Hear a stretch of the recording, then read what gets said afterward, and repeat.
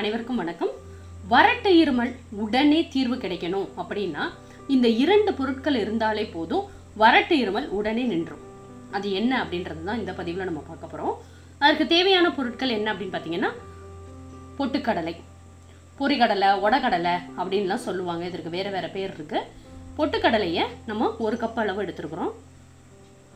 சுத்தமான மிளகு நல்லா சுத்தம் பண்ணி வச்சுக்கோங்க.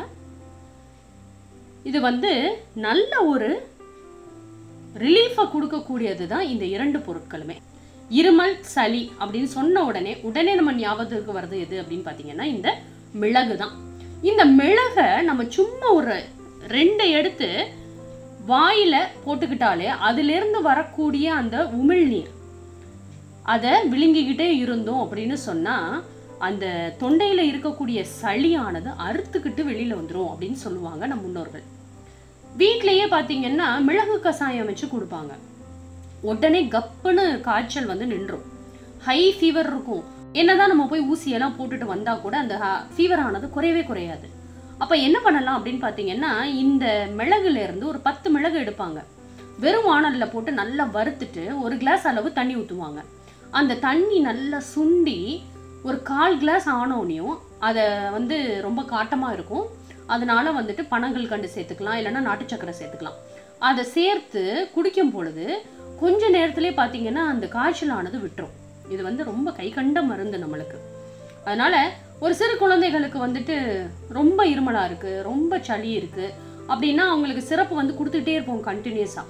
ஆனா இந்த மிளகுல இருந்து ஒரு 2 ஒரு மிளகு எடுத்து நம்ம நல்லா பட்டு போல நுணுக்கி சுடு சாதத்துல போட்டு நம்ம நெய் ஊத்தி அந்த குழந்தைகளுக்கு கொடுத்தா அந்த குழந்தைகளுக்கு இருக்கக்கூடிய சளி ஓரிரு நாட்கள்ல குறைஞ்சிரும். இது பொரிகடலை, பொட்டுக்கடலை, உடகடலை அப்படின்னு சொல்லுவோம். புரோட்டீன் சத்து அதிகம் இருக்கக்கூடிய ஒரு பொருள் அப்படின்னு சொல்லும் பொழுது நம்ம சமையல் அறையிலே இருக்கக்கூடிய மிக முக்கியமான பொருள், சட்னிக்கெல்லாம் பயன்படுத்துவோம் இந்த பொட்டுக்கடலை தான். தினம்தோறும் குழந்தைகளுக்கு 1 கைப்பிடி அளவு, சும்மா இந்த ஒரு கைப்பிடி எடுத்துக்கோங்க. இப்படி ஒரு கைப்பிடி அளவு நம்ம பொட்டுக்கடலையை கொடுத்துட்டு வந்தோம்னா அவங்களுக்கு புரோட்டீன் சத்து அதிகமாக கிடைக்கும். இன்னும் இந்த பொட்டுக்கடலையை நம்ம என்ன செய்யலாம், மிக்சியில் போட்டு நல்லா பொடி பண்ணிக்கோங்க.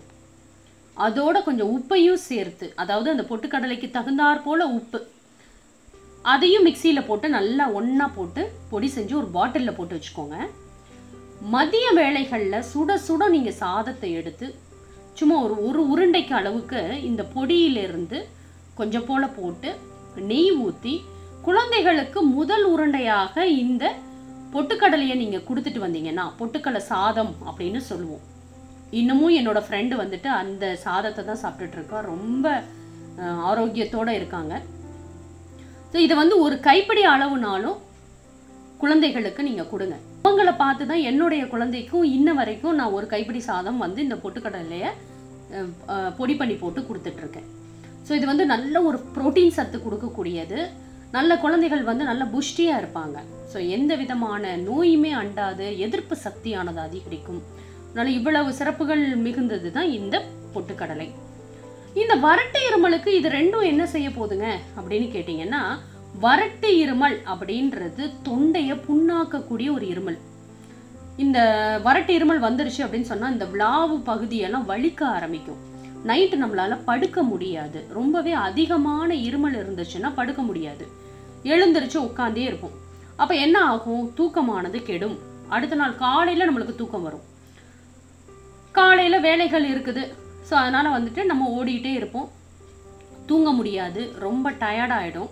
உடம்பு டயர்டாக நம்மளுக்கு ஸ்டெமினாவும் இருக்கவே இருக்காது.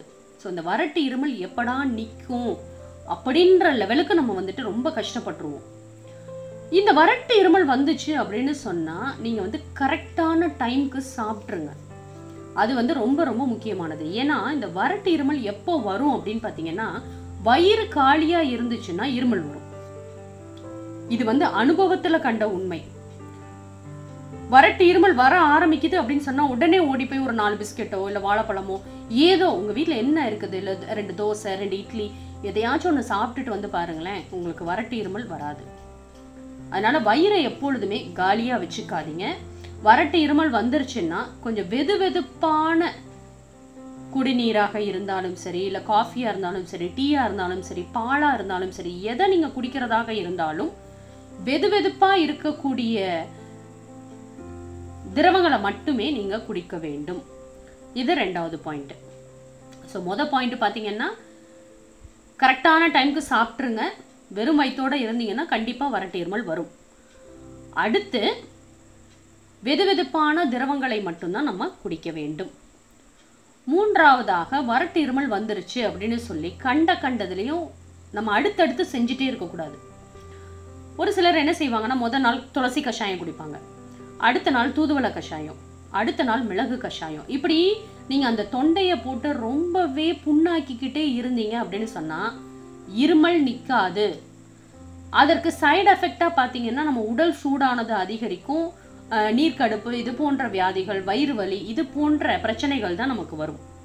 அதனால் வறட்டு இருமல் வந்துருச்சு அப்படின்னு சொன்னால் வெது வெதுப்பான குடிநீரை மட்டுமே நீங்கள் குடிச்சிட்டு அமைதியாக இருந்தாலே போதும். உங்களுக்கு வறட்டு இருமலானது மிக விரைவாக உங்களை விட்டு போயிடும். ஸோ இப்போ வந்துட்டு நம்ம இந்த 2 பொருட்கள் என்ன செய்யறது அப்படின்னு பார்க்கலாம். நான் இதில் 1 கப் அளவு பொட்டுக்கடலை எடுத்திருக்கிறேன். இதில் நமக்கு தேவையான அளவு, அதாவது பெரியவங்களா இருந்தாங்க அப்படின்னு சொன்னால் இதில் 1 ஸ்பூன் எடுத்துக்கிட்டிங்கன்னா இதில் ஒரு 10 மிளகு இல்லைன்னா ஒரு 15 மிளகு, ஒரு 1/4 ஸ்பூன் அளவுக்குன்னு வச்சுப்போமே, அந்த அளவுக்கு 2த்தையும் ஒன்றா சேர்த்து நம்ம நல்லா மென்று அந்த சாரை முழுங்கினாலே போதும், வறட்டு இருமல் நிற்கும். இதே நீங்கள் குழந்தைகளுக்கு கொடுக்கறதா இருந்துச்சு அப்படின்னு சொன்னால் டைரெக்டாக இந்த மாதிரி மிளகையும் பொரிகடலையும் அவங்க சாப்பிட மாட்டாங்க. அப்போ அவங்களுக்கு எப்படி கொடுக்கலாம் அப்படின்னு பார்க்கும் பொழுது 2த்தையும் பொடி செஞ்சு வச்சுக்கோங்க. இப்போ நான் எப்படி சாதத்தில் போட்டு சாப்பிட சொன்னேன் இல்லையா, அதே மாதிரி இந்த பொரிகடலைக்கு தேவையான மிளகு ஒரு 1.5 ஸ்பூன் கூட எடுத்துக்கலாம். இந்த பொரிகடலைக்கு 1.5 ஸ்பூன் எடுத்து நம்ம நல்லா மிக்சியில் போட்டு பட்டு மாதிரி அரைச்சி வச்சுக்கோங்க. சுடு சாதத்தில் இந்த மிக்ஸை போட்டு கண்டிப்பாக நெய் ஊற்றி நீங்கள் குழந்தைகளுக்கு சாப்பிட கொடுங்க. இல்லைங்க அப்படியும் சாப்பிட மாட்டாங்க, என்ன செய்யலாம்? இந்த 2த்தையும் அரைச்சி வச்சுக்கிட்டு 1 ஸ்பூன் இல்லை 1/4 ஸ்பூன் அளவு அந்த பொடியிலிருந்து எடுத்து 1 ஸ்பூன் தேனில் கலந்து கொடுக்கலாம். வறட்டு இருமல் உடனே நிற்கும். அதனால் இதை ட்ரை பண்ணி பாருங்கள். வறட்டு இருமல் இருப்பவர்களுக்கு இது ஒரு கை கண்ட மருந்து. வீட்டிலேயே நம்மளோட வறட்டு இருமலை குணப்படுத்திக்கலாம். இதுக்காக நம்ம எந்த விதமான டேப்லெட்டோ டானிக்கோ கஷாயமாக அதிகமாக குடிக்கணும் அப்படின்ற தேவையெல்லாம் இருக்கவே இருக்காது. அதனால் இதை ட்ரை பண்ணி பாருங்கள். கண்டிப்பாக நல்ல ரிசல்ட் கிடைக்கும். நல்ல ரிசல்ட் கிடைச்சிருக்கு. ஸோ என்னோட அனுபவ ரீதியாக நான் சொல்கிறேன். அதிகப்படியான வறட்டு இருமல் இருக்குது, என்ன பண்ணுறதுனே தெரியலை அப்படின்னா உடனே இதை ட்ரை பண்ணி பாருங்கள். ட்ரை பண்ணி பார்த்துட்டு ஒரு 2-3 நாள் நீங்கள் கண்டினியூஸாக இதை செய்யுங்க. ஸோ எந்த ஒரு வியாதியுமே ஒரே டோஸ் மருந்தில் வந்துட்டு சரியாகாது.